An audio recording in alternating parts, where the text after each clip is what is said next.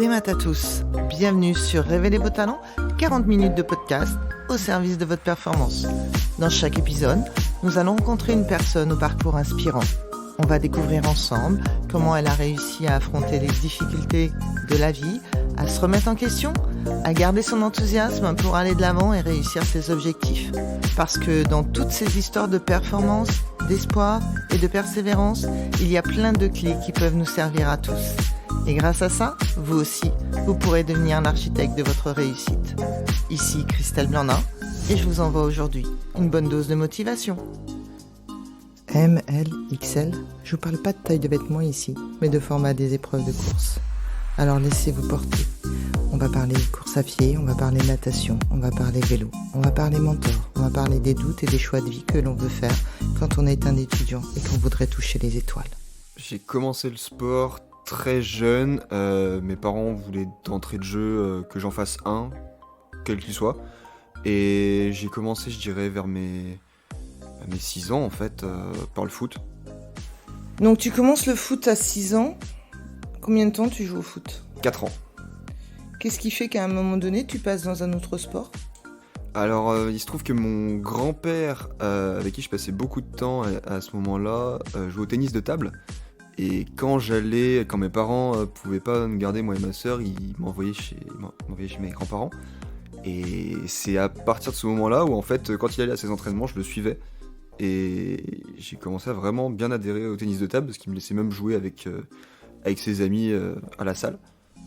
Et en fait, c'est à ce moment-là où je me suis dit que j'étais juste lassé du foot, lassé de l'environnement, j'avais fait le tour. Et je voulais changer d'environnement, quoi.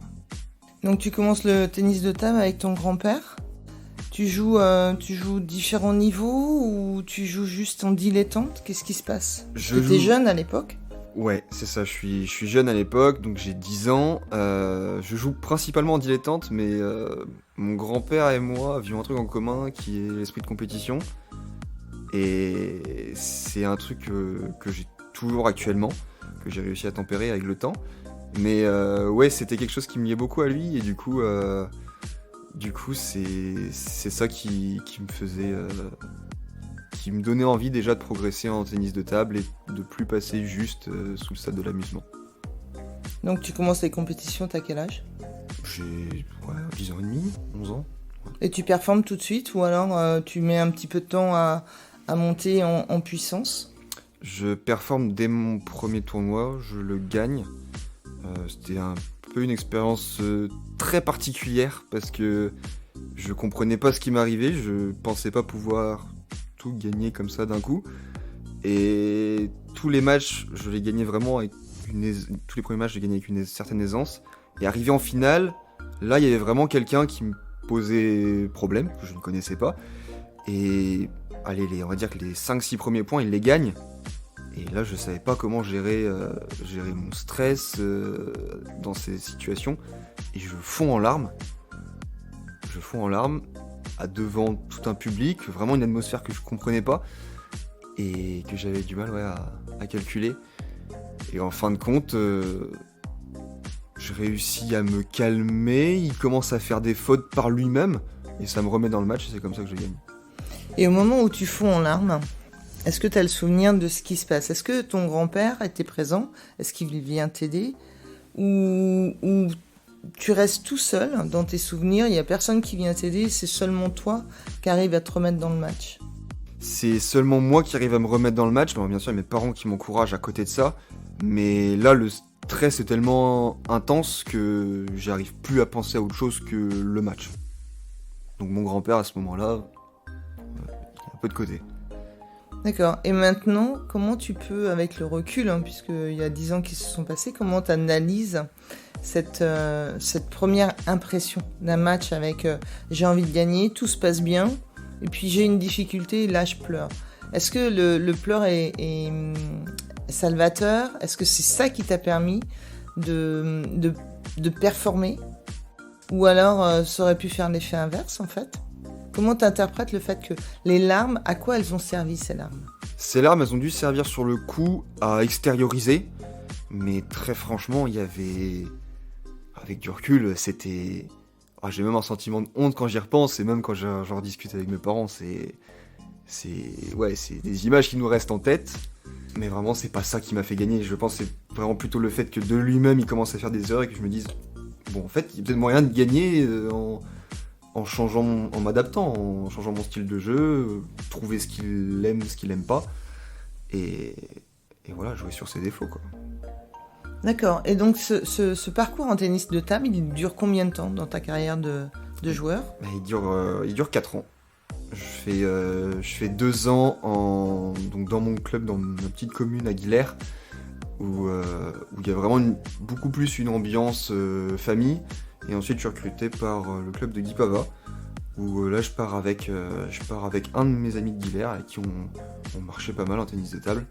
Et je fais 2 ans à plus haut niveau, où là, je commence, dès mes 12 ans, je joue contre des adultes le vendredi, le samedi soir.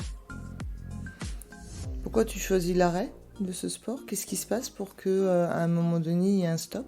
Alors en fait, c'est suite au décès de mon grand-père, donc 1er avril 2012.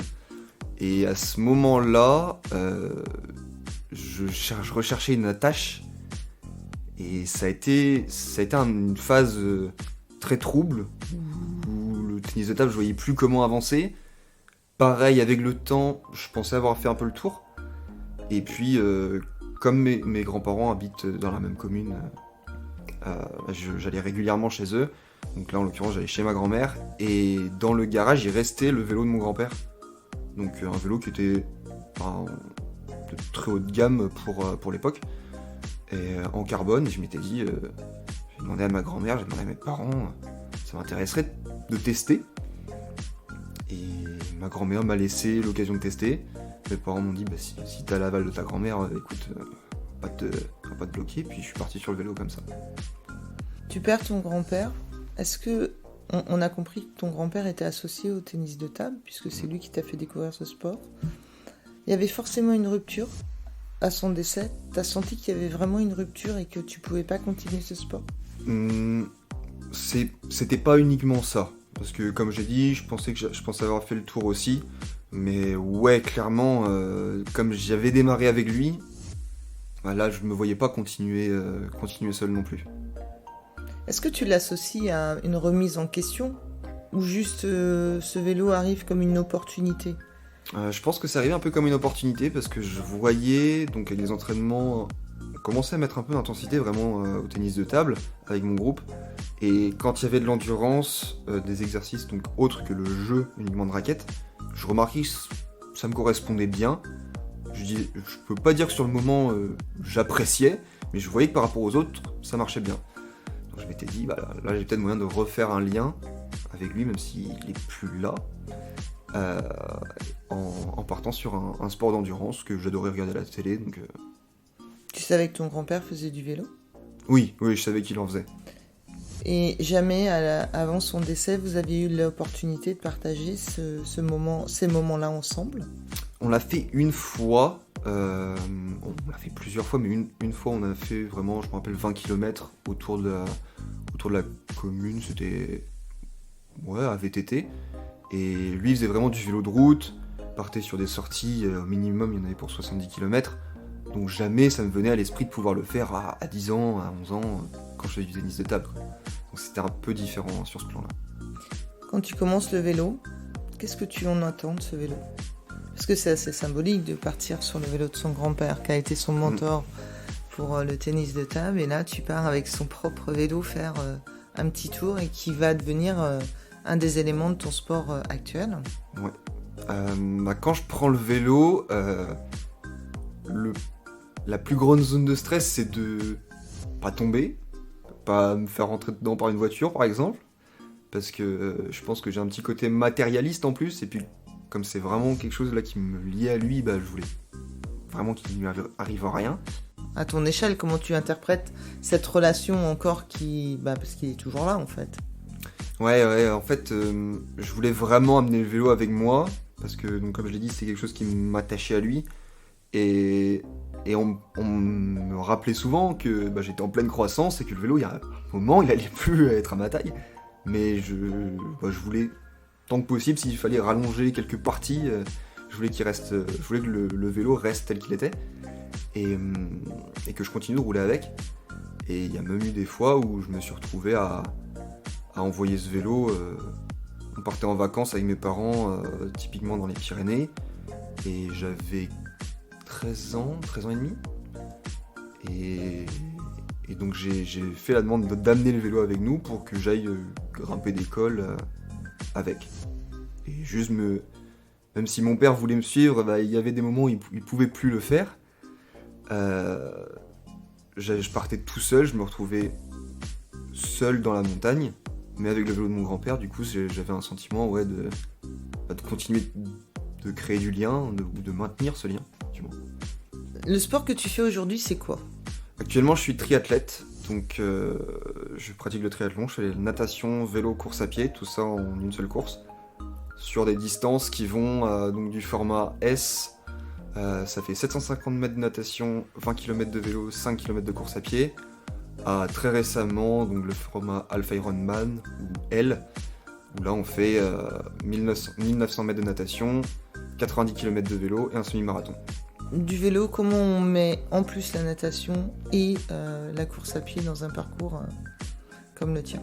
Alors la natation, c'est une question qui se pose toujours, parce que je cherche encore à progresser, mais la course à pied, elle est venue assez naturellement, parce que le corps, et notamment les jambes, étaient déjà prêtes pour un type d'effort similaire en fait au vélo, même si les muscles ne travaillent pas de la même façon. En termes d'endurance, j'étais prêt.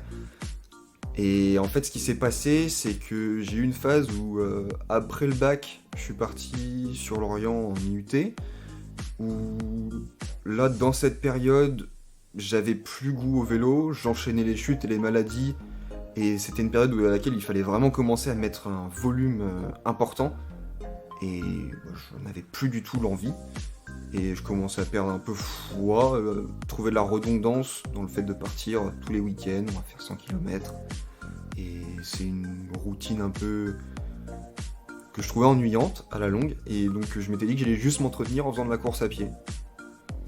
Puis je suis tombé sur un reportage donc de Vincent Louis, qui est actuellement, je pense, le meilleur triathlète français, du moins celui qui a le plus beau palmarès, et ça m'a beaucoup, ça m'a redonné envie de faire de la compétition, et c'est à ce moment-là que je me suis dit, tiens, t'es en train de courir, t'as un passif de cycliste, bon, tu nages comme tu nages, mais pourquoi pas tenter un triathlon ?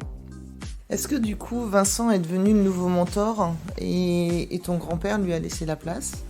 Ou alors est-ce que tu lui as laissé la place ? Non, je pense que j'ai toujours les deux au fond de moi, parce que j'ai toujours cet esprit de compétition qui me lie à mon grand-père, et c'est toujours cette envie de bien faire, bien finir mes courses que j'essaie de faire perdurer. Et Vincent, ça a vraiment été plutôt pour moi une idole dans l'excellence à atteindre dans les trois sports finalement. Et dans les trois sports, et même en dehors que ce soit le rythme qu'il tient dans son sommeil, dans son alimentation extra-sportif. Tu soumets un bémol apparemment par rapport à la natation. On a travaillé ensemble, donc on sait que ce bémol s'améliore, puisque tu as pu, me semble-t-il, performer. Comment t'expliques que c'est un frein pour toi dans ton développement sur ce sport de triathlète ? C'est un frein pour moi parce que la natation, c'est par là que commence le triathlon, enfin, que du moins commence la course. Et si on n'est pas devant en natation, si on n'est pas avec déjà le groupe des meilleurs, il y a un effort encore plus conséquent à fournir en vélo puis en course à pied. Et parfois sur des distances notamment courtes, l'écart une fois qu'il est fait en natation et que les relais s'enchaînent à vélo, c'est impossible de remonter tout seul. Et aujourd'hui, comment va la natation ? La natation va mieux parce que j'ai arrêté en fait de me mettre une pression dessus. Je me suis dit que là, j'allais travailler sur mes points forts, cyclisme, course à pied. La natation, j'essaie juste d'être régulier, mais sans me prendre la tête. Si je progresse pas, c'est pas grave, du moins pour le moment. Et de toute façon, avec la régularité que j'ai, je vais pas régresser. Là, on est en train de mentaliser en fait cette natation. Qu'est-ce qui fait qu'à un moment donné, tu es parti sur ce chemin-là? Après plusieurs séances qu'on a pu faire ensemble, on était parti quand même d'un consensus où il y avait quelques points à dissocier, et notamment cette pression que je mettais sur la natation, il fallait la mettre de côté pour pouvoir avancer. Ça s'est pas fait tout de suite. Il a fallu que, comme je suis actuellement en alternance, il a fallu que je me retrouve dans un contexte, un environnement favorable.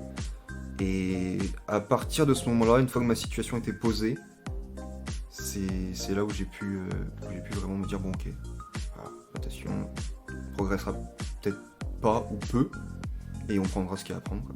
Dis-toi, est-ce que là, tu considères que tu as fait des choix, du coup? Si c'est des choix, comment tu as pris ces décisions? Ça a été assez long, c'est donc tout début 2022 que ça s'est passé, un petit accro avec mon ancien employeur, plus j'avais un long passif avec mon ex-copine que j'avais du mal à enterrer, et j'ai fait un amalgame de tout ça qui vraiment nuisait à mon bien-être, non pas que à ma performance, ça nuisait à mon bien-être, et il a fallu effectivement que je me pose pendant un certain temps, je dirais que pendant un bon mois, donc j'étais plus en train de travailler, et c'était un moment de réflexion sur lequel on a pu échanger justement. C'est vraiment l'élément déclencheur, ça a vraiment été le fait de retrouver un emploi stable. Alors comment tu peux expliquer que t'as pas tout lâché et te dire bon en fait c'est bon le sport, j'ai fait le tour de tout ça et je m'en vais, je vais chercher un autre sport qui peut-être est un petit peu moins exigeant, qui correspond un petit peu plus à ma vie d'aujourd'hui. En fait, je m'étais rendu compte que j'avais déjà beaucoup investi dans le sport, que je voulais pas partir sans avoir au moins accroché un podium. C'est peut-être mon esprit de compétition qui fait ça, mais je voulais au moins aller voir ce que je pouvais faire à plus haut niveau. Donc comme j'ai dit, je fais 4 ans de tennis de table, 4 ans de foot, 4 ans de tennis de table, 4 ans de cyclisme. Donc mes parents et mon entourage m'ont dit, bon voilà, t'as fait 4 ans, tu vas tourner la page. Arrêter. Bah oui. Et c'est là que je leur ai dit, je pense que j'ai jamais été aussi compétent dans un sport, j'ai jamais été aussi polyvalent. Et puis surtout, j'ai toujours des choses à prouver finalement dans ce sport. Donc dans ce sport, et puis même à moi-même, parce que c'est un sport qui m'apporte, je pense, énormément de confiance en moi. Et ouais, c'est ce qui a fait que j'ai continué. Combien de temps tu t'entraînes par semaine? Combien d'heures tu t'entraînes? Alors, sur une petite semaine, je suis aux alentours des 10 heures. Et sur une grosse semaine, je monte à entre 20 et 25 heures. Quand on a des doutes sur son sport, parce qu'on va chercher la performance, on n'est pas bien, on a des choix à faire, on ne se sent pas forcément à 100% dans son envie, comment on continue à s'entraîner? Où est-ce que tu as été, toi, chercher la force pour dire, ouais, je remets les baskets ou je vais dans l'eau, plus spécialement sur la natation, puisque c'est un petit peu le point stratégique aujourd'hui qu'il faudrait retravailler, ou continuer en tout cas à travailler. Comment tu dis, je lâche pas l'affaire, je lâche pas ce sport, je vais m'entraîner quand même? Déjà parce que au-delà de l'esprit compétitif, c'est vraiment quelque chose qui me permet de me sentir bien au quotidien. Il y a peut-être des choses qui font que physiologiquement, maintenant avec tous les entraînements que j'ai passés, j'ai besoin d'une petite dose quotidienne. Ça aurait été un échec de repartir sur un autre sport? Ouais, ça aurait été un sentiment d'inachevé. Ça aurait été un sentiment d'inachevé parce que justement je partais de vraiment rien en natation et j'avais toujours cette envie de bien faire. J'ai mis mes amis un peu de côté pour justement réussir à mieux m'entraîner, avoir plus de temps pour ça. Et ça n'a pas été facile de leur expliquer le pourquoi du comment. Mais voilà, je me sentais un peu redevable envers eux, envers mes parents qui mettent aussi tout en place pour que je puisse m'épanouir là-dedans, dans le triathlon. Et ouais, donc pour tous ces facteurs-là, toutes ces personnes-là qui m'aident, je me voyais pas du tout arrêter pour cette ce coup de moins bien. Donc là, le coup de moins bien, il nous a donné une vraie dynamique, puisque il y a quelques semaines, 3-4 semaines. Donc c'était mi-octobre. Est-ce que tu peux nous raconter ce qui s'est passé pour toi mi-octobre ? Je me suis rendu au Portugal pour faire mon premier half Ironman. Je répète les distances, 1900 mètres de natation, 90 km de vélo et un semi-marathon, où vraiment je savais pas du tout à quoi m'attendre parce que je faisais que de la courte distance, donc des efforts très intenses. Et pour le coup, j'ai un sentiment qui reste assez comment je trouve pas le mot adéquat. Inachevé ? Ouais, inachevé encore une fois, parce que je réalise une super natation compte tenu de la saison que je fais, des entraînements que j'ai pu avoir. Un vélo un peu en demi-teinte, mais vraiment des chronos qui restaient corrects par rapport à la concurrence de ma catégorie d'âge, donc les 18-24 ans. Et puis semi-marathon, c'est là où je m'attendais à cartonner, parce que la course à pied c'est devenu vraiment mon point fort. Et au final, au bout de 500 mètres, je suis pris de crampes. Et je sais que ça va être, je vais partir pour un long chemin de croix parce que y a mes parents qui sont venus avec moi au Portugal. Je me suis mis peut-être beaucoup la pression pour faire une grosse performance. Et je peux pas ne pas finir la course. Donc là, c'est que dans la tête finalement parce que les jambes, elles sont foutues, ça c'est sûr. Et c'est réussir à trouver la gestion au bout de 500 mètres. Bon, il y a tout qui lâche, comment on fait. Et alors, comment on fait ? Et comment on fait ? Comment on fait au bout de 500 mètres ? Tu te dis que ça va être très très long, effectivement, et que là, on est vraiment sur le mental.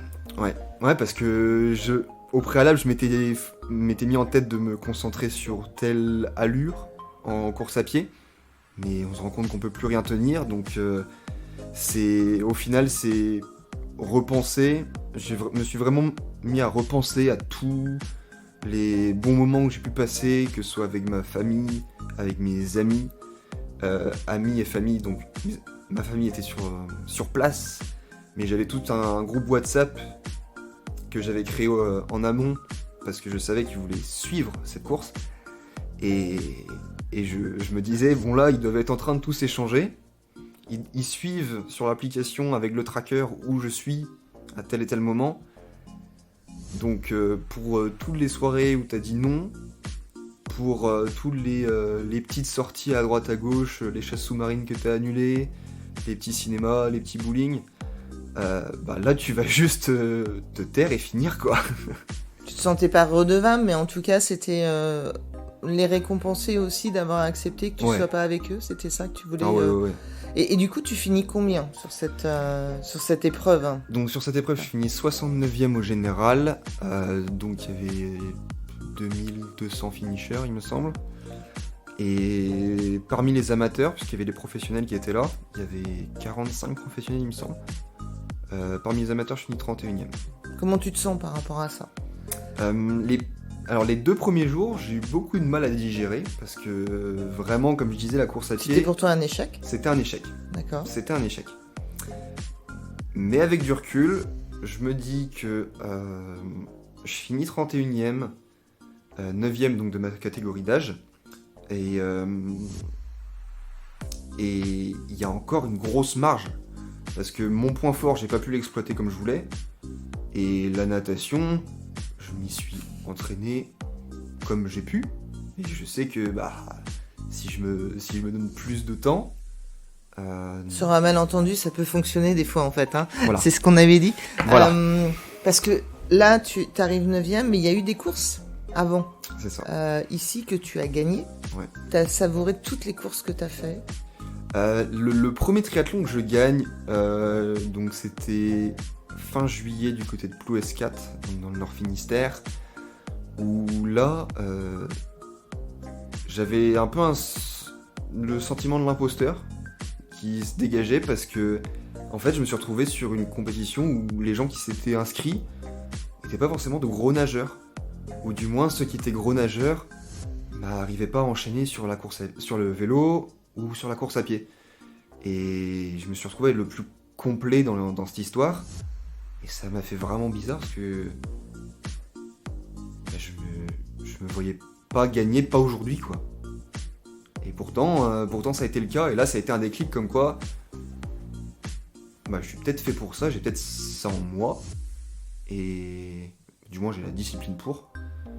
Donc ouais, ça a été un élément déclencheur pour me dire, Alpha Ironman, oui, on peut le faire. Et on peut même viser la performance dessus, quoi. Pour continuer à viser la performance, dans les discours, on peut entendre un peu de croyances quand même qui restent au niveau croyances limitantes sur la natation. Quel serait ton rêve en fait si dans les prochaines années tu continues sur tes performances? Tu veux toucher la Lune pour descendre sur les étoiles ou tu veux toucher carrément et arriver sur la Lune? Raconte. Non, je préfère... Ouais, la métaphore est pas mal. Viser la Lune pour atterrir dans les étoiles. C'est quelque chose que je pourrais utiliser parce que actuellement, j'ai pas la prétention de pouvoir... encore une fois, je me sentirais un peu comme un imposteur si je disais viser des titres nationaux ou internationaux. Mais à partir du moment où je vais me donner les moyens, c'est-à-dire à partir de l'année prochaine si tout va bien... Parce qu'il se passe quoi l'année prochaine? L'année prochaine, normalement, je finis mon master. Et j'en ai discuté avec mes parents. Soit je prends une année complètement off, où je consacre à l'entraînement, soit je trouve un travail, mais à mi-temps. D'accord. Et l'objectif de faire une année off, hein, tes parents te soutiennent là-dessus? Ouais, ils me soutiennent. C'est encore en discussion, mais c'est beaucoup plus ouvert qu'il y a de ça 6 mois, 1 an. Qu'est-ce qui d'après toi leur donne confiance pour te laisser faire une année blanche? En fait, donc cette année, mon travail, je suis responsable de rayon dans la vente. Et comme je suis dans la vente, j'ai des horaires assez atypiques. Donc je commence... la plupart du temps, je commence à 10h, une journée pleine en tout cas. Je commence à 10h et je vais finir à 19h. Donc en été, ça va parce que le soleil se couche tard. Mais là, on rentre dans une période où continue à s'entraîner avec ces horaires-là que ceux qui ont vraiment une discipline. Et ou du moins ont toujours envie de progresser. Et c'est le cas maintenant, je sais que m'entraîner à la frontale, c'est une journée comme une autre finalement. Donc quand ils me voient rentrer, qu'il fait déjà nuit, et que je leur dis là je pars pour 1 heure, si ce n'est plus en course à pied, j'ai toujours ma mère qui m'encourage pour le faire, et mon père qui me regarde et qui me dit mais t'es un malade toi, enfin c'est pas péjoratif, au contraire je le prends super bien, mais c'est 2 approches différentes, 2 ressentis différents. C'est deux formats de motivation différents. Ouais, voilà, exactement. Mais en tout cas, c'est un soutien inconditionnel de la part de tes parents. Voilà, en fait. Ça. Donc, si l'année prochaine tu t'arrêtes, prendre 1 an, c'est quoi cette révélation? Pourquoi le faire en fait? C'est quoi ton objectif? Parce que tu dis, je vais pas chercher des titres nationaux. Bah si, du coup. À partir du moment où je leur donne les moyens. Il va falloir. Voilà. C'est ça que tu vas aller chercher. C'est ça que je vais aller chercher. Ok, t'as envie de courir en parallèle le marathon des JO? Quand il va être ouvert, tu veux une sélection? Ça te motive? Parce que justement, sur le Alpha Ironman, là, j'étais en train de réfléchir à l'étape qui, dans les mœurs, c'est considéré comme l'étape suivante, à savoir le Ironman, full distance. Et je me disais, mais en fait, c'est beaucoup trop long. Je trouvais déjà commencer à me lasser du vélo sur les 20 derniers kilomètres, non pas pour une raison de fatigue, juste parce que j'avais envie que ça s'enchaîne, quoi. Et donc je me dis, voilà, pousser sur, en l'occurrence, un marathon, ouais, je le ferai certainement un jour, mais en tout cas, c'est pas la priorité, quoi. Qu'est-ce que tu voudrais aller chercher comme titre? Le plus, hein, celui qui représenterait peut-être le schéma que tu as fait avec la découverte de ton grand-père, la découverte de tout ce que tu mets en place, ce serait quoi? Je pense que ce serait de revenir justement au Portugal et de réussir à gagner ce Alpha Ironman, parce que on va partir sur des hypothèses, mais je me dis que les autres courses ne peuvent que mieux se passer. Donc je vais me laisser un temps avant de revenir sur cette compétition. Et puis ouais, à charge de revanche. Tu penses avoir besoin de gagner beaucoup plus de courses pour être prêt pour retourner au Portugal? Est-ce que ça aurait une incidence sur le côté mental? Oui, forcément, parce que je me suis jamais senti aussi bien que depuis que je gagne. Ça reste forcément un plus pour continuer à s'entraîner. La gagne amène la gagne? Oui, ouais, clairement. La gagne emmène la gagne. Et en l'occurrence, là, au Portugal, vu comment ça s'est terminé un peu en autre boudin, le symbole serait assez beau. On t'a squeezé un peu, mais si je t'offre une baguette magique. On va faire un petit clin d'œil à qui on sait. Merci beaucoup Thomas. Qu'est-ce que tu en fais? Du coup, merci Thomas de m'avoir vendu la mèche. Je pense que de cette baguette magique, j'ai pas trouvé le mot adéquat, mais je dirais indestructible, dans le sens où il n'y a plus aucune blessure qui m'atteint. Parce que je sais que la discipline maintenant je l'ai, que le mental ça ne fait que s'améliorer, et en fait le seul facteur limitant ça va être un pépin, une fracture de fatigue, une inflammation, un tendon qui lâche. Ça arrive à beaucoup de sportifs pros.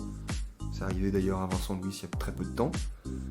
Et donc je pense que à partir du moment où on enlève le facteur blessure, c'est tout droit, quoi. Si tu rencontres un jeune qui veut faire ta discipline, qui vient te voir en te disant voilà, je te suis sur les réseaux, comment tu pourrais motiver cette personne, enfin ce jeune, à faire ta discipline? Moi, je l'encouragerais pas sous le spectre de la performance, parce que je sais que c'est un sport dans lequel beaucoup ont été dégoûtés de ça, pour tout l'investissement que ça représente. Mais moi, je l'encouragerais dans le sens où, en fait, on apprend beaucoup dans le dépassement de soi, et mine de rien, quand on l'applique après à sa vie sociale, sa vie au travail, c'est des valeurs en fait qu'on n'oublie pas, et que même dans les moments où on est très très bas, c'est le triathlon et la capacité de résilience que ça offre. Je sais pas si c'est comparable dans un autre sport. Est-ce que tu as vécu des échecs dans ta carrière de sportif? Avec du recul, j'ai envie de dire non, mais il y a eu quelques passages où rien n'allait, où justement moi, j'étais souvent sujet aux périostite tibiale et qui m'ont empêché de courir. Et comme courir c'est ce que je préfère faire maintenant, et depuis un moment, depuis 2018 j'adore courir,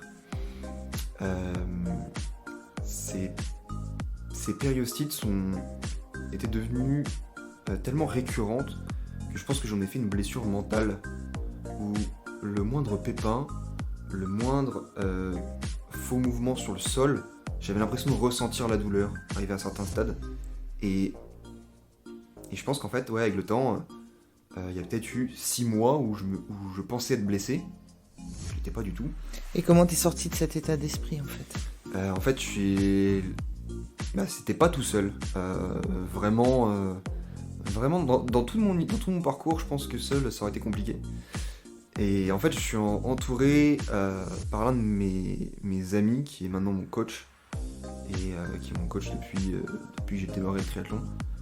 Et en fait, il fait des études de kiné à côté de ça, et il a une approche avec moi qui est très, basée sur la prévention.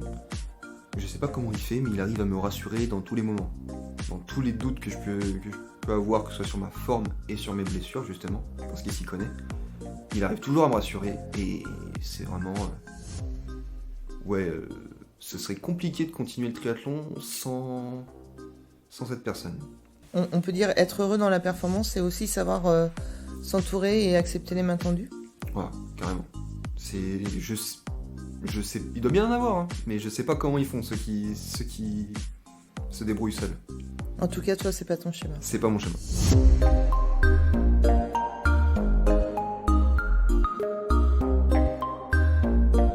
Cet épisode vous a plu ? Eh bien, bonne nouvelle, on se retrouve très bientôt avec un nouvel invité. En attendant, si vous souhaitez continuer à être l'architecte de votre réussite, rejoignez la communauté K Mental et Performance sur Instagram, Facebook ou www.mentalesperformances.bzh. N'hésitez pas à nous partager votre expérience et vos retours. Merci, Kenavo.